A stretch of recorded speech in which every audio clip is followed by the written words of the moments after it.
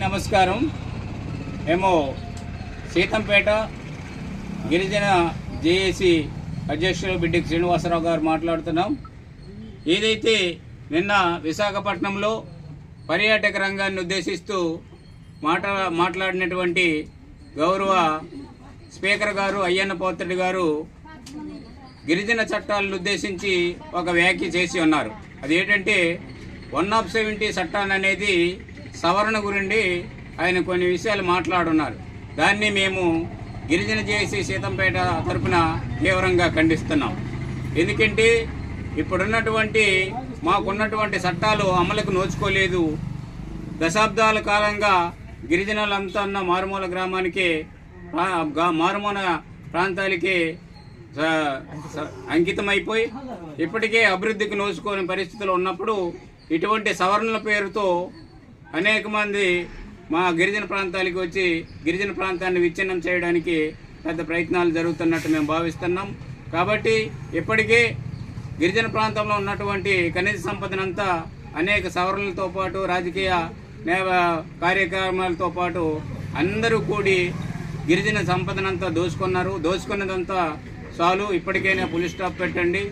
మాకున్నటువంటి గిరిజన చట్టాలు పటిష్టంగా అమలుపరచడానికి మేము ఒకవైపు ఉద్యమాలు పోరాటాలతో మేము రోడ్లపైకి వస్తుంటే మాకున్నటువంటి సమస్యలు ఇంకా చాలవన్నట్లు ఇంకా నిన్న మీరు చేసినటువంటి వ్యాఖ్య మాకు తీవ్రంగా కలిసివేసింది.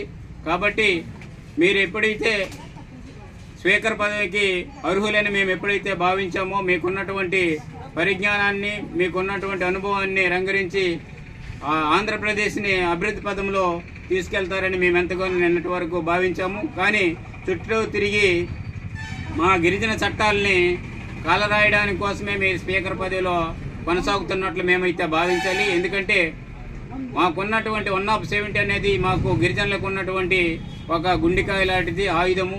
దాన్నే మీరు సవరణల పేరుతో మీరు ఈ విధంగా దాని చట్టాన్నే వైలేట్ చేయాలని చెప్పేసి మీరు చూస్తుంటే మాకు చాలా బాధగా ఉంది. కాబట్టి ఇకనైనా మీరు తీసుకున్నటువంటి నిర్ణయాన్ని వెనక్కి తీసుకొని మాకు మీరు ఏదైతే తెలిసి అన్నారో 170 చట్టం గురించి తెలిసి అన్నారో తెలియక అన్నారో కానీ ఆ సవరణల పేరు అనేది మీరు విరమించుకోకపోతే గిరిజన సమాజ యావత్తు రాష్ట్ర వ్యాప్తంగా పెద్ద ఉద్యమాలకి మేము శ్రీకారం చుడతామని ఇందుమూలంగా మీకు తెలియజేస్తున్నాం. అదేవిధంగా మా గత ఎలక్షన్ జరగక ముందేమొచ్చి ఎన్నికల హామీల్లో అటు పవన్ కళ్యాణ్ గారు కానీ అటు నారా చంద్రబాబు నాయుడు గారు కానీ లోకేష్ గారు కానీ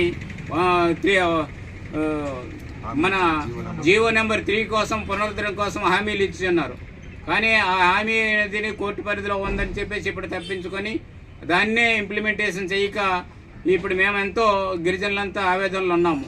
ఆ ఆవేదన ఇంకా చాలదన్నట్లు మీరు ఈరోజు ఆ ఉన్న చట్టాన్ని 170 చట్టాన్ని నిర్వీర్యం చేయడానికి ప్రయత్నాలు చేస్తున్నారు. కాబట్టి ఇది మంచి పద్ధతి కాదు.